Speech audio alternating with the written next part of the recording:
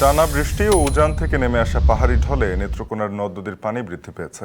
কলমাকান্দার সোমেশ্বরী শাখা উদ্বাখালী নদীর পানি বেড়ে বিপদসীমার 4 সেন্টিমিটার উপর দিয়ে বইছে। এ নিয়ে নেত্রকোনা থেকে বিস্তারিত জানাবেন সহকর্মী রিফাত আহমেদ রাসেল। রাসেল, নদ নদীর পানির পরিস্থিতি কেমন দেখছেন? পানি উন্নয়ন বোর্ড কি বলছে জানাবেন।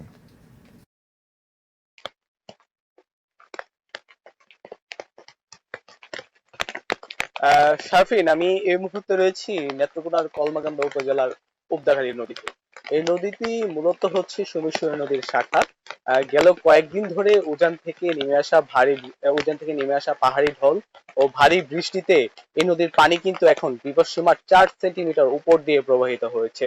আমরা কথা বলেছি স্থানীয় পানি উন্নয়ন বোর্ডের কর্মকর্তার সাথে। তারা আমাদেরকে যেমনটা জানিয়েছেন যে বৃষ্টি যদি অব্যাহত থাকে তাহলে এই উপজেলার যে নিম্ন এলাকাগুলো রয়েছে সেই এলাকাগুলো কিন্তু প্লাবিত হওয়ার একটু শঙ্কা রয়েছে। ইতিমধ্যে উপজেলার বেশ কিছু এলাকা, মনতলা রয়েছে, উপজেলা স্বাস্থ্য কমপ্লেক্সের পেছনের যে এলাকাগুলো রয়েছে, এছাড়াও রহিমপুর, নলচাপড়া, লিঙ্গুড়া, পাঁচগাঁও সহ বেশ কিছু নিম্ন এলাকায় কিন্তু ইতিমধ্যে পানি প্রবেশ করেছে। এছাড়াও সীমান্তবর্তী যে নদ নদীগুলো রয়েছে, গণেশ্বরী সহ অন্যান্য নদীর পানিও কিন্তু ইতিমধ্যে বৃদ্ধি পাচ্ছে। এছাড়াও আমার ওই কলমাকান্দার ঠিক উত্তরে যেই ভারতের মেঘালয় পাহাড় রয়েছে, এই পাহাড়ে গেল কয়েকদিন ধরেই কিন্তু টানা বৃষ্টি অব্যাহত রয়েছে। আমরা ইতিমধ্যে 72 ঘন্টার একটি পূর্বাভাস সম্পর্কে জানতে পেরেছি।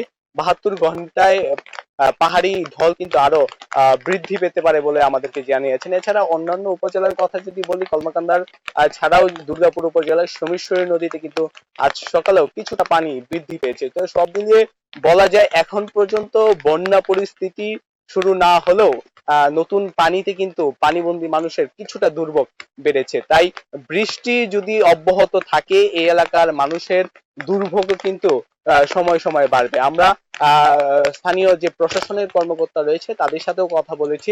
তারা আমাদেরকে যেমনটা জানিয়েছেন যে যে কোনো প্রকার পরিস্থিতি মোকাবেলার জন্য তারা প্রস্তুত রয়েছেন। ইতিমধ্যে চাল সহ শুকনা খাবার তাদের মজুত রয়েছে। তা সব মিলিয়ে এই এলাকার পরিস্থিতি সবকিছুই ঠিক থাকবে। তো এই ছিল নেত্রকোনার কলমাকান্দা উপজেলা থেকে পাহাড়ি ঢলের সর্বশেষ পরিস্থিতি। শাফরিন।